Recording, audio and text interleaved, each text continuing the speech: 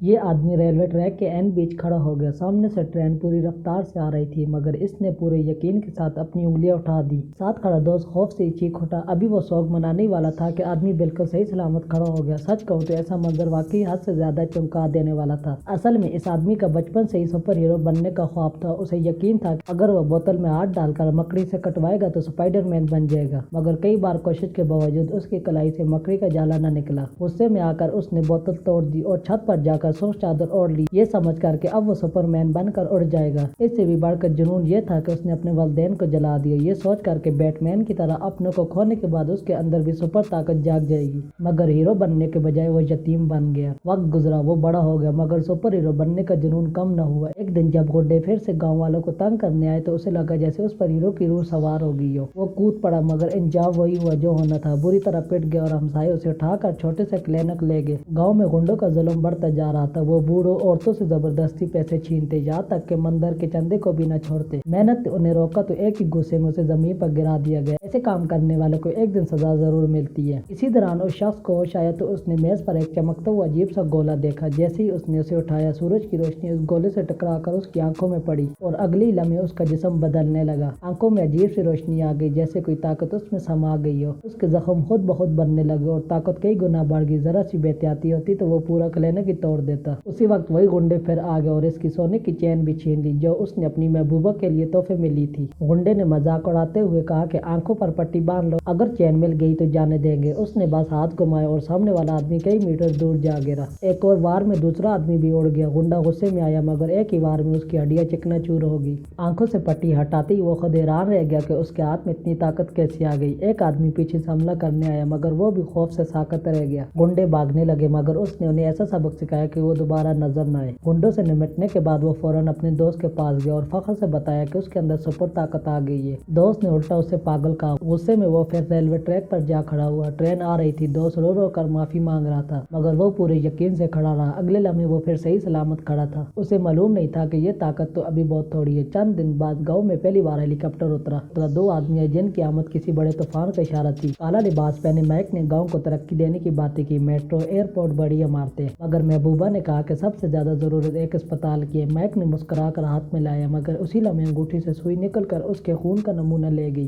Mic نے اسے train کے سامنے کھڑے دیکھ لیا تھا اور اسی طاقت کی تحقیق کے لیے یہاں آیا تھا۔ اگلے دن اسپتال کے افتتاح کے دوران اس نے جان بوجھ کر ایک بڑا پتھر لوگوں کی طرف گرا دیا۔ تب اس نے وہ چمکتا ہوا گولا نکالا اور ایک لمحے میں پتھر کو ہاتھوں سے تھام لیا۔ وہ گاؤں کا ہیرو بن گیا، مگر دونوں ایک دوسرے پر شک کرنے لگے۔ رات کو اس نے کیمپ میں جا کر دیکھا تو وہاں سپر ہیرو کے ہتھیار، زرے اور عجیب آلات تھے۔ اس سے پہلے کہ وہ گاؤں والوں کو بتاتا، مائک خود آ گیا اور اس پر الزام لگا دیا اس نے قیمتی پتھر چرا لیا ہے۔ مجبوراً اسے پتھر دینا پڑا۔ مائک نے اسے سورج کی روشنی میں اٹھایا، مگر طاقت حاصل کرنے کے بجائے اس کی آنکھ جل گئی۔ اب اس نے اصل گولا دکھایا، اسی لمحے گولی چلی جو اس کے سینے سے گزری اور پیچھے کھڑی اس کی کزن کو لگ گئی۔ اب اس کے سامنے ایک ہی راستہ تھا، سورج ڈوبنے سے پہلے کزن کو بچانا۔ وہ بجلی کی رفتار سے دوڑا، مگر جب گولا نکالا تو بہت دیر ہو چکی تھی۔ کزن کی موت نے اسے پاگل کر دیا۔ اس نے بدلہ لینے کی ٹھان لی۔ مائک لوہے کے سوٹ میں تیار کھڑا تھا۔ ایک زبردست ٹکر ہوئی، زمین ہل گئی۔ آخرکار گولا مائک کے ہاتھ آ گیا، مگر سورج ڈوب چکا تھا۔ اس لمحے اسے احساس ہوا کہ جو شخص اپنے پیاروں کی حفاظت نہ کر سکا وہ سپر ہیرو کیسے ہو سکتا ہے۔ اصل سپر ہیرو وہ ہے جو انسانیت کو بچائے، نہ کہ طاقت کے پیچھے اندھا ہو جائے۔ یہی اس کہانی کا انجام ہے۔